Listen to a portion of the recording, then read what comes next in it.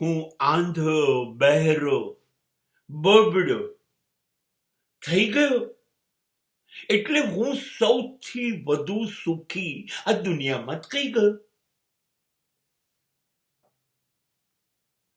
હવે મારે આંધળો થઈ ગયો તો દુનિયાનું કશું જોવું જ નથી પડતું.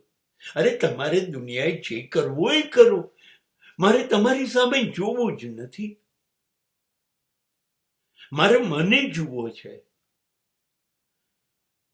મારામાં કચાશ ના રહી જાય, હું ક્યાંય ખોટો ના પડું, હું રસ્તો ચૂકી ના જઉં, હું ઈશ્વર સિવાયની દુનિયા જોતો બંધ થઈ ગયો. અરે વાહ, તો આંધળો થઈ ગયો એ અદ્ભુત થઈ ગયું. બહેરો થઈ ગયો તો મારે દુનિયાની કોઈ ઈધર ઉધર કે વાતો સાંભળવી જ નથી.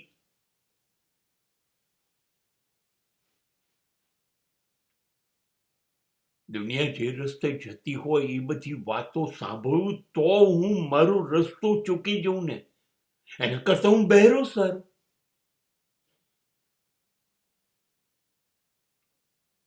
અને બોબડો થઈ જવું તો સૌથી સારું. બોલવું જ નહીં. ભલે કહેવતમાં કયું બોલે એના બોર વેચાય, પણ મારી પાસે બોર જ નથી. મારું કશું વેચવું જ નથી. મારે મારી જાત વિશે કશું કહેવું નથી, અને લોકો કેવા છે એ વિશે તો મારે બોલવું જ નથી. તો હું બોબડો થઈ જાઉં તો સારું. હું મારી અંદર મને જોતો થઈ શકું.